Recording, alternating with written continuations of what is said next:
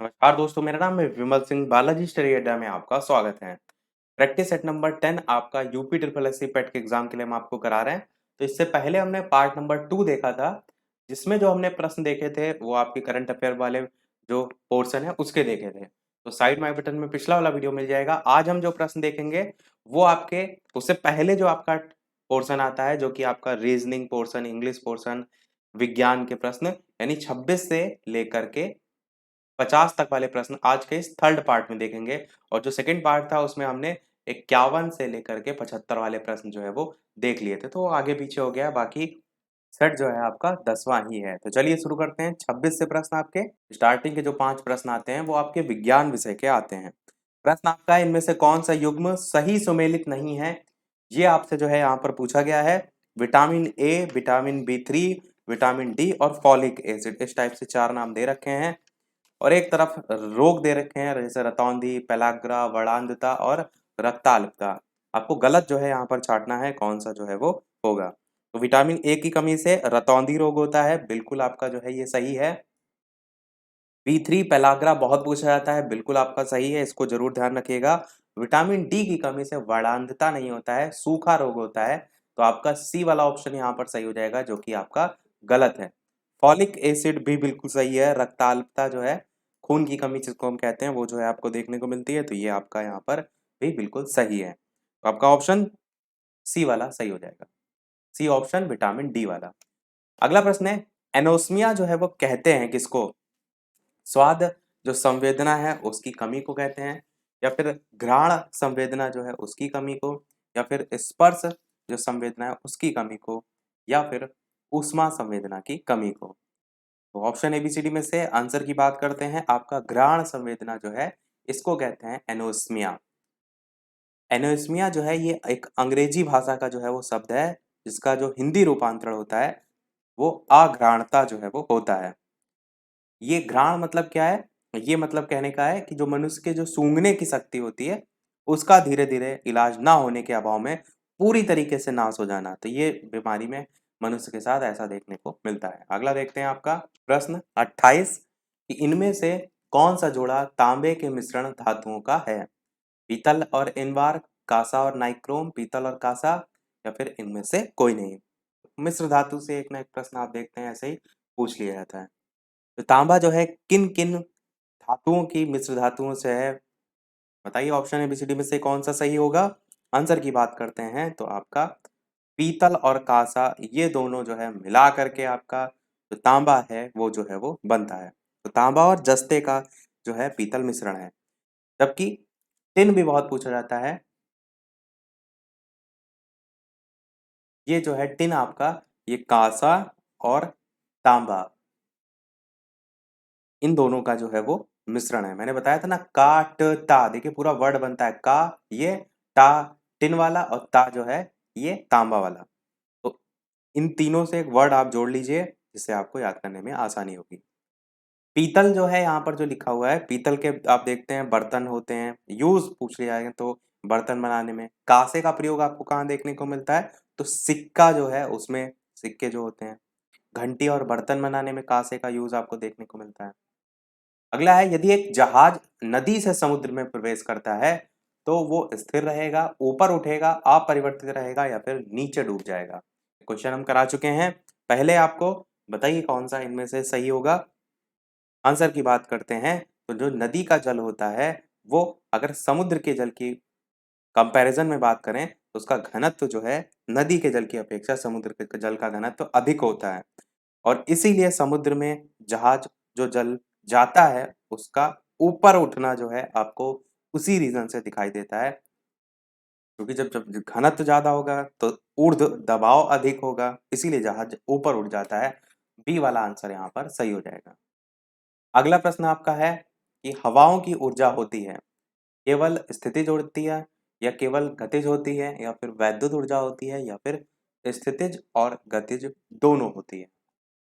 बताइए इनमें से कौन सा सही होगा। आंसर की बात करते हैं ऑप्शन एबीसीडी में, तो केवल गतिज ऊर्जा आपका सही होगा।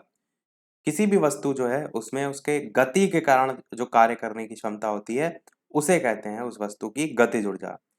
यदि m द्रव्यमान की कोई वस्तु है, v वेग से जो है वो चल रही है, तो गतिज ऊर्जा का फॉर्मूला क्या होता है आपका, के ई बराबर हाफ एम वी स्क्वायर। ये जो है इसका फॉर्मूला होता है गतिज ऊर्जा का।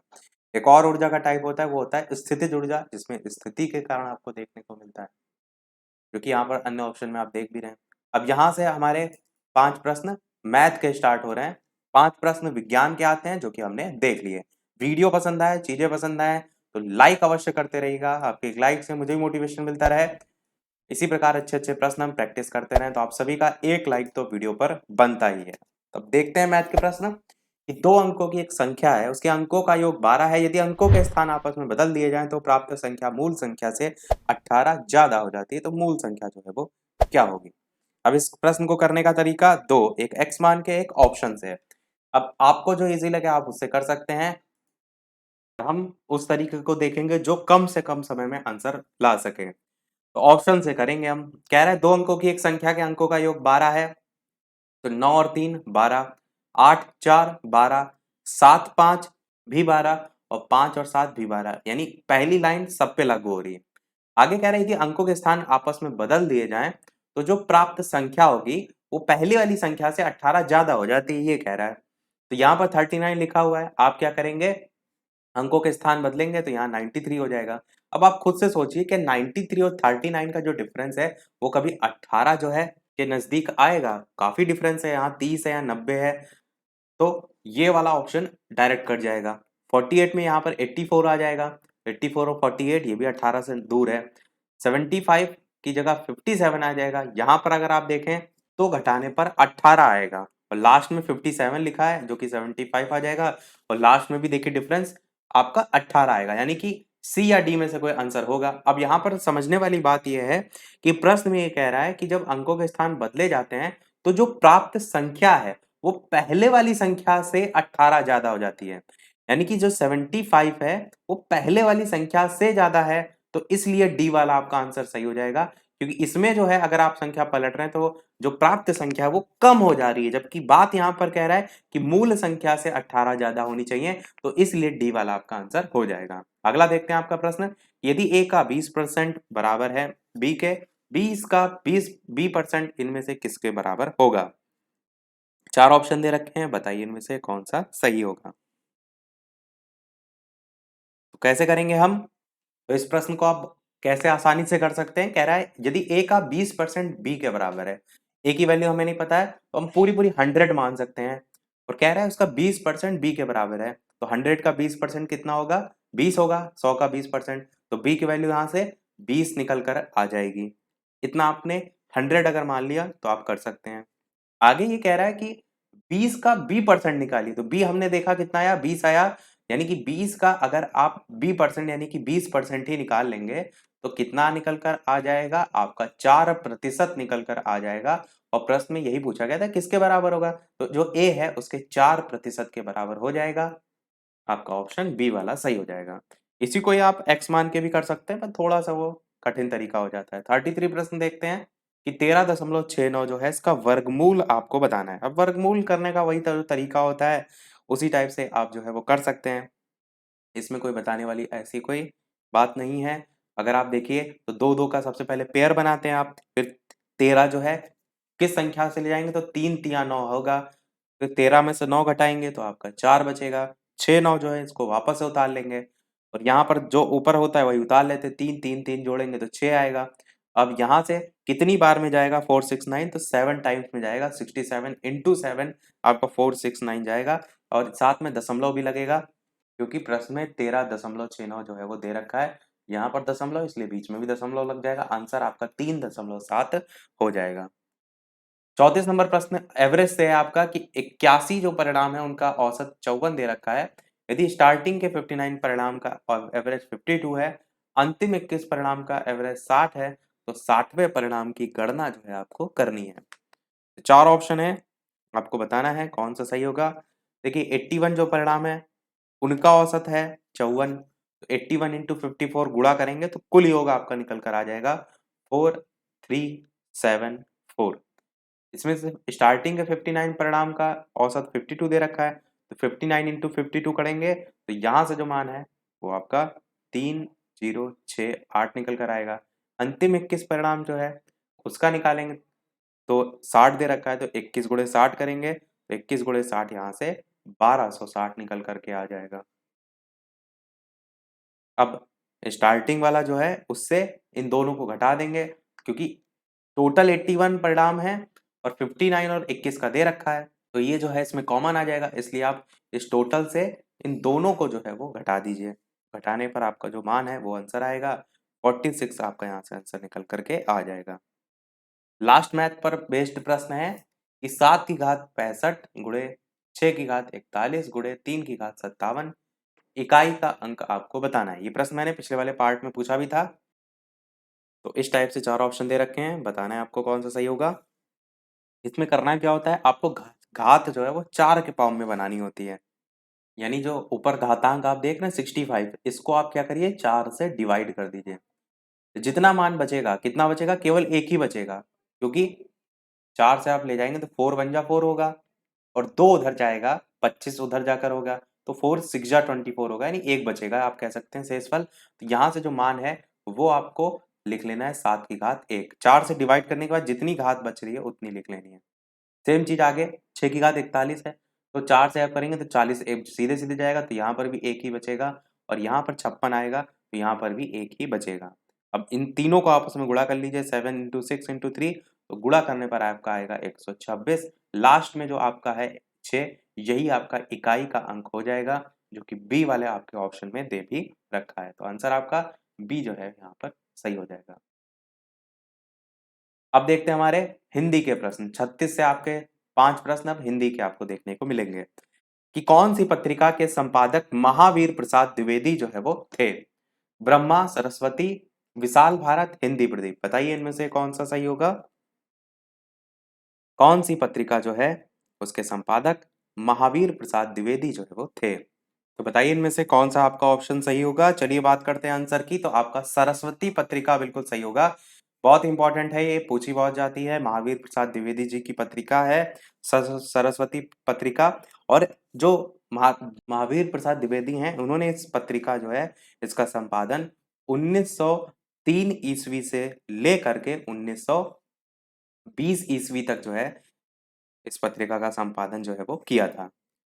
अगर बात कर लेते हैं थोड़ा सा अन्य ऑप्शन पे, तो विशाल भारत यहाँ पर नाम देख पा रहे हैं। ये जो पत्रिका है इसके संपादक थे बनारसी दास चतुर्वेदी। क्या नाम था उनका, बनारसी दास चतुर्वेदी।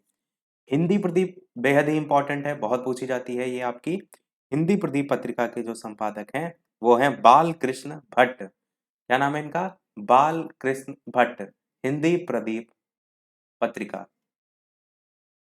ये कुछ प्रश्न हैं जो आपको रिपीट होते काफी दिखेंगे। साथ ही साथ नाम से आप ये भी समझ सकते हैं कि इन्हीं के नाम से द्विवेदी युग है उसको भी संबोधित किया जाता है।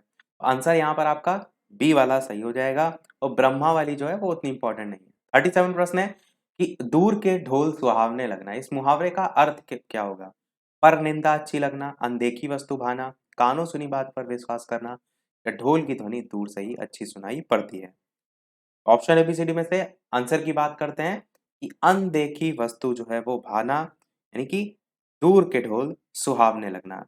काफी बार आप दूर से कोई चीज देखते हैं, जैसे कि आप देख रहे हैं आपका कोई मित्र है बहुत पैसा कमा रहा है, अब दूर से देख रहे हैं आपको बहुत पसंद आ रहा है, पर एक्चुअल में वो कैसे कमा रहा है, क्या चीजों का सामना कर रहा है, किन कठिनाइयों का सामना कर रहा है, वो अलग चीज है। वही कहने का मतलब कि दूर के ढोल सुहावने लगना, जो आपने चीज देखी नहीं है वो तो आपको अच्छी लगेगी। 38 प्रश्न है, कौन सा शब्द स्त्रीलिंग है। मालिक, कहार, पाठक, योगिनी, बताइए इनमें से कौन सा सही होगा। स्त्रीलिंग शब्द आपको जो है वो छांटना है। तो नाम से पढ़ने में योगिनी जो है वो, योग का योगिनी जो है आपको समझ में आ रहा है, यही आपका जो है वो स्त्रीलिंग शब्द है, बाकी सभी पुल्लिंग है। 39 प्रश्न आपका है, हनुमान ने संजीवनी बूटी से लक्ष्मण के लिए होश लाए। वाक्य में जो त्रुटि है उसके आपको बताना है कि कहाँ किस चीज की है, कारक, वचन, विशेषण, लिंग। तो चलिए बात करते हैं आंसर की। तो कारक की यहाँ पर त्रुटि है। तो यहाँ पर कारक क्या होता है, जैसे कर्ता ने कर्म को करण से संप्रदान के लिए इस टाइप से होता है। तो हनुमान ने तो यहाँ पर सही है। हनुमान ने संजीवनी बूटी से लक्ष्मण के लिए होश लाए नहीं होगा, लक्ष्मण को जो है होश में लाए, क्योंकि के लिए होता है किसी चीज व्यक्ति के लिए आप कोई चीज लेकर आए हैं, और खुद को होश में ला रहे हैं ना, तो उसके लिए को वर्ड यूज होगा, तो के लिए यहाँ पर हट जाएगा, ए वाला आपका हो जाएगा। लास्ट हिंदी का प्रश्न है, नैसर्गिक का विलोम बताना है, प्राकृतिक, अप्राकृतिक, अस्वाभाविक, कृत्रिम, कौन सा इनमें से सही होगा? आंसर की बात करते हैं ऑप्शन एबीसीडी में से, तो कृत्रिम आपका सही हो जाएगा। नैसर्गिक का विलोम क्या होता है? कृत्रिम जो है वो होता है। अब देखते हैं हमारे इंग्लिश के प्रश्न। पैराग्राफ आपका देख रहे हैं वही है जो हमने इससे पहले भी देखा है काफी बार, तो डायरेक्ट हम इस पर बेस्ड जो क्वेश्चन है उसी को ही देख लेते हैं। सबसे पहला क्वेश्चन है कि ये जो पैसेज है वो किसके बारे में, द पैसेज इज अबाउट, तो ये मैंने आपको बताया है हिमा दास के बारे में जो है ये पैसेज था। ये हम पैराग्राफ इससे पहले भी आपको करा चुके हैं, बस क्वेश्चन आपके बदले हुए हैं। फिर है select the sentence in which the article has been wrongly used, आपको इसमें से गलत छांटना है, कौन सा होगा? तो ही इज ए पहले ही आपको समझ में आ रहा है कि गलत है, क्योंकि जो आर्टिकल ए यूज हुआ है यहाँ पर इसका प्रयोग गलत हुआ है, इसकी जगह एन का यूज जो है वो होगा। ए वाला ही आपका आंसर यहाँ पर हो जाएगा, गलत आपको यहाँ पर छाटना था। बाकी ए एन द का यूज वॉवेल कॉन्सोनेंट के बेस्ड पर किया जाता है, वो मैंने आपको इससे पहले बताया है। 43 प्रश्न है कि आपको कंप्लीट करना है sentence, he has no money now, dash fill in the blank दे रखी है, बताइए यहाँ पर क्या आएगा? उसके पास अब धन नहीं है क्योंकि वो अपना सारा धन त्याग चुका है। तो क्या आपका इसका इंग्लिश बनेगा? As he has given up all his wealth, तो ये वाला आपका ऑप्शन सही होगा। अगला देखते हैं 44 प्रश्न। आइडेंटिफाई करना है आपको correct reported form of the given sentence, my friend said you must accept this gift, ये आपका सेंटेंस है। नीचे 4 ऑप्शन दे रखे हैं, बताइए इनमें से कौन सा जो है वो सही होगा। चलिए बात करते हैं आंसर की, तो आपका ऑप्शन एबीसीडी में से डी वाला सही होगा। My friend insisted that I must accept that gift, comma inverted comma हट के आपका दैट लगेगा। यू मस्ट जो है उसमें यू का आई में चेंज हो जाएगा, दिस जो है वो आपका दैट में चेंज हो जाएगा, और सेड जो है ये आपका इंसिस्टेड में चेंज हो जाता है। ये सेंटेंस के अकॉर्डिंग चेंज होता है, वैसे नहीं चेंज करेंगे आप तो भी इसमें कुछ नहीं है। अगला लास्ट प्रश्न 45 है, एक्टिव पासिव पर बेस्ड 45 प्रश्न, ही ओपन्स द डोर, तो बताइए कौन सा इनमें से जो है वो सही होगा? The door will be opened by him, the door is opened by him, the door was opened by him, या फिर the door will be opened by him. Answer की बात करते हैं तो आपका बी वाला द डोर, फिर हेल्पिंग वर्ब इज लग जाएगी, इज ओपेंड थर्ड फॉर्म लगेगी, बाई इसके आपका ही का जो है हिम हो जाएगा, तो बी वाला आपका यहाँ पर सही होगा। इंग्लिश के भी 5 प्रश्न समाप्त हुए। लास्ट अब देखते हैं 5 प्रश्न रीजनिंग के। वीडियो को सभी लोग लाइक और शेयर करते रहिएगा, आपके लिए इतनी सारी मेहनत की जा रही है, तो एक लाइक और शेयर तो आपका बनता ही है। अब देखिए यहाँ पर जो 46 प्रश्न है, इसमें क्या होता है कि आपको सेंटेंस दिए हुए हैं, जैसे कि सभी ड्रेस कपड़े, तो इस पर बेस्ड हमने काफी प्रश्न कराए हैं आपको। आपको क्या बना लेना है? चित्र बना लेना है। तो ड्रेस हमने जैसे लिख लिया, अब ये प्रश्न कह रहा है जो सभी ड्रेस हैं वो क्या है? कपड़े हैं। और फिर नेक्स्ट लाइन कह रहा है जो सभी कपड़े हैं वो क्या है? वो जो है आपके धागे हैं, इस टाइप से। अब निष्कर्ष यहाँ पर दे रखे हैं, आपको बताना है सही कौन सा है। कह रहा है पहला सभी ड्रेस जो है वो धागे हैं। अब आप देखिए ये पूरे जो ड्रेस हैं सभी के सभी, ये जो है धागे में आ रहे हैं, तो बिल्कुल आ रहे हैं, एक नंबर बिल्कुल आपका सही है। पूरे सभी ड्रेस जो है वो धागे के अंदर आ रहे हैं, यानी सभी ड्रेस धागे हैं। आगे कह रहा है सभी धागे कपड़े हैं, तो सभी धागे जो है वो कपड़े नहीं हो सकते, क्योंकि ये वाला जो हिस्सा है ये तो खाली है ना, ये तो कपड़े नहीं है ना, तो बी वाला या सेकंड वाला जो है ये कट जाएगा। आंसर कौन सा सही होगा? केवल एक निष्कर्ष जो है वो अनुसरण करता है। अगला 47 प्रश्न है कि जो इंक्लूड है इसको नंबर दे रखा है, ये लिखा जाता है 479082 और लास्ट में यहाँ पर 5 भी है। और साथ में ये भी लिखा है कि जो रिवर्ट है यहाँ पर टी होगा, REVERT, इसको लिखा जाता है 35 15 36। तो आपको ड्राइवर को उसी प्रकार से क्या लिखा जाएगा ये पूछा गया है। तो इस टाइप के प्रश्नों में क्या करना होता है, आपको देखना होता है कि किस बेस पर आपका यहाँ पर जो भी नंबर दे रखा है उसको जो है वो रखा गया है। और अगर वहाँ पर कोई पैटर्न ना मिले तो जो भी लेटर को जिस नंबर से डिनोट किया गया वही आप यहाँ पर भी रख देंगे। जैसे अगर आप देखिए डी ड्राइवर का यहाँ पर डी है, तो इंक्लूड में डी जो है इसको किस नंबर से, तो लास्ट से सेकंड है, 2 नंबर लिखा गया है, तो यानी डी के लिए आपका 2 नंबर हो जाएगा। देखिए चारों ही ऑप्शन में है। दूसरे के लिए यहाँ 1 है, यहाँ 5 है, यहाँ 3-3 है, तो उम्मीद यही है कि सी और डी में से ही कोई आंसर होगा। तो फिर भी हम देख लेते हैं, तो आर जो है इसके लिए रिवर्ट में सबसे पहले 3 है, देखिए मैंने कहा सी या डी में से ही कोई होगा, बी भी नहीं होगा, ए भी नहीं होगा। अब इसमें भी 4 है, इसमें भी 4 है, तो आई को चेक करने की आवश्यकता नहीं है। उसके बाद यहाँ 3 है, यहाँ पर 1 है, तो वी को चेक कर लीजिए, आंसर तक आप पहुँच जाएँगे। REV थर्ड नंबर पे 351 थर्ड नंबर पर 1 आ रहा है, आंसर आपका डी वाला यहाँ पर सही हो जाएगा। अगला देखते हैं 48 प्रश्न। ए और बी 2 कथन दे रखे हैं, आपको संबंध बताना है, कौन-सा उसमें सही होगा। ए कह रहा है पिछले जो 4 साल हैं उससे साक्षरता दर में वृद्धि हुई है। नॉर्मली आप देख भी रहे हैं जैसे-जैसे विकास हो रहा है, हो भी रही है। दूसरा कह रहा है कि जिला प्रशासन ने पिछले 5 सालों से शिक्षण जुड़े जो कर्मचारी हैं उनके ट्रेनिंग और कुशलता पर पर्याप्त ध्यान दिया है। अब आपको बताना यह है कि एक कारण है और बी उसका परिणाम है, बी कारण है, ए उसका परिणाम है, या ए और बी दोनों किसी स्वतंत्र कारण के परिणाम है, या दोनों कथन किसी सामान्य कारण के परिणाम है। तो कौन सा इनमें से जो है वो सही होगा। चलिए आंसर की बात करते हैं। तो आपका जो आंसर है यहाँ पर वो बी सही होगा, कि बी जो है आपका रीजन है और ए उसका परिणाम है। तो रीजन क्या है, रीजन ये है कि पिछले 5 सालों से जो शिक्षण से जुड़े कर्मचारी थे उनकी ट्रेनिंग हुई, उनकी कुशलता पर पर्याप्त ध्यान दिया गया, और उसका परिणाम क्या निकल कर आया, परिणाम ये निकल कर आया कि धीरे धीरे जो साक्षरता दर है उसमें वृद्धि हुई। बस यही आपका सही हो जाएगा, बी वाला। 49 प्रश्न, सेकंड लास्ट प्रश्न है। स्टार्टिंग मैंने बताया था 50 प्रश्न तक हम देखेंगे, लास्ट में एक प्रश्न हम आपसे भी जो है वो पूछेंगे। 49 प्रश्न कह रहा है कि लोहा का जो संबंध Fe से है, चांदी का वही संबंध जो है वो किससे होता है। तो लोहे का प्रतीक होता है Fe केमिस्ट्री में, तो चांदी का प्रतीक क्या होता है, बचपन से आपने रटा होगा, Ag सिल्वर, L एल्यूमिनियम, इस टाइप से रटाया जाता था। तो चांदी आपका क्या हो जाएगा, Ag हो जाएगा, सी आपका बिल्कुल सही हो जाएगा। देखते हैं हमारा अगला और इस वीडियो का लास्ट प्रश्न। इसके अलावा वीडियो अभी तक आपने लाइक ना किया हो, सभी लोग लाइक भी अवश्य करते रहिएगा, चैनल बनाए हो सब्सक्राइब करके जुड़ जाएगा, और टेलीग्राम से जो भी ना जुड़े हो लिंक आपको डिस्क्रिप्शन में मिल जाएगी, सभी लोग बालाजी स्टडी डेटा सर्च करके भी जुड़ सकते हैं। प्रश्न आपका कह रहा है कि कथन दे रखे हैं n ग्रेटर देन और इक्वल टू p, इस टाइप से पूरा, और उसके निष्कर्ष दे रखे हैं। आपको बताना यह है कि यहाँ पर कौन सा जो है वो फॉलो जो है वो करता है। जैसे पहला आपका दे रखा है कि n जो है आपका ग्रेटर देन q के है, तो अब आपको यहाँ पर देखना है कि n जो है यहाँ दे रखा है और q जो है यहाँ दे रखा है।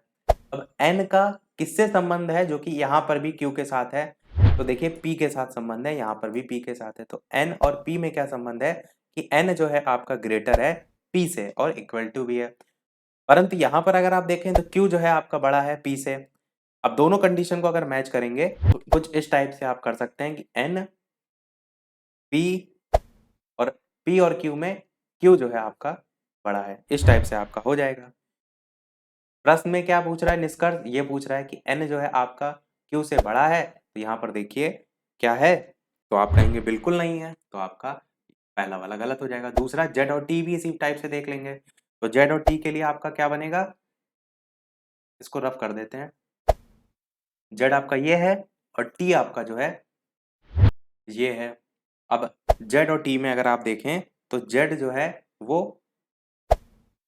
ग्रेटर देन है q से, z की तरफ ग्रेटर देन का साइन है, और q और p में देखिए तो q जो है वो आपका ग्रेटर देन है p से, और p जो है उसमें और k में, यहाँ पर t से k का संबंध बताना है ना आपको, तो p और k में यहाँ संबंध दे रखा है, तभी आप k से जोड़ पाएंगे। p और k में p आपका ग्रेटर देन है k से, और k और t जो है उसमें t जो है आपका ग्रेटर देन है। इतना आपका पूरा चार्ट दे रखा है। इसको आप वीडियो को दोबारा से भी देख लें अगर आपको एक बार में ना समझ में आए। कुछ नहीं किया है, केवल जो भी मान आपसे प्रश्न में पूछा जाए उसका ये आपको क्या कर लेना है, चार्ट देख लेना है कि इसमें जैसे जेड और टी दे रखा है तो जेड और टी कहाँ है, उनका आपस में किसका किससे रिलेशन ग्रेटर देन का है, उसी आधार पर। तो प्रश्न में जेड पूछ रहा है कि जेड और टी में क्या टी जो है वो बड़ा है जेड से, टी जो है वो ग्रेटर देन है जेड से। तो जेड यहाँ आ रहा है, टी यहाँ आ रहा है, तो ये टी लास्ट में आ रहा है, हमने इस टाइप से सीरियल कर दिया, तो बिल्कुल आपका ये भी गलत हो जाएगा, पहला भी गलत हो जाएगा। आंसर आपका ना तो निष्कर्ष एक और ना ही निष्कर्ष जो है वो दो, दोनों ही आपके जो है वो नहीं आएंगे, यानी आंसर आपका कौन सा, सी वाला जो है बिल्कुल सही हो जाएगा। सभी प्रश्न हमारे समाप्त हुए। अब एक प्रश्न आपके लिए भी, जैसा कि सभी वीडियो में हम आपसे एक ना एक प्रश्न पूछते हैं, तो इस वीडियो का आपके लिए प्रश्न है जो कि हम करा चुके हैं आपको इससे पहले। उम्मीद करते हैं सभी लोग आसानी से आंसर बता ले जाएंगे कि विश्व आर्द्र भूमि दिवस, वर्ल्ड वेटलैंड्स डे कब मनाया जाता है, 1 फरवरी, 2 फरवरी, 3 फरवरी या फिर 4 फरवरी। इसके आगे के जो प्रश्न है वहीं से हमने प्रश्न इसको लिया है, और ये वो जो आगे वाले प्रश्न है 25 वो हम पहले करा चुके हैं, और इसीलिए हमने वहीं से इन प्रश्नों को जो है वो उठाया है। तो देखिए इसको कितना याद रहता है कराया हुआ, इसीलिए हमने इस टाइप से प्रश्न दिया है। लाइव टाइमिंग शाम के 8 बजे की है पेट के एग्जाम के लिए जो प्रैक्टिस आप कर रहे हैं, और एक दोपहर के 3 बजे की भी। तो लाइव आकर भी वीडियो आप देख सकते हैं, प्रश्नों की प्रैक्टिस कर सकते हैं। तो आज के में इतना ही रखते हैं, मिलते हैं अगले वीडियो में कुछ नए प्रश्नों के साथ, नए टॉपिक के साथ। तब तक के लिए नमस्कार, जय हिंद।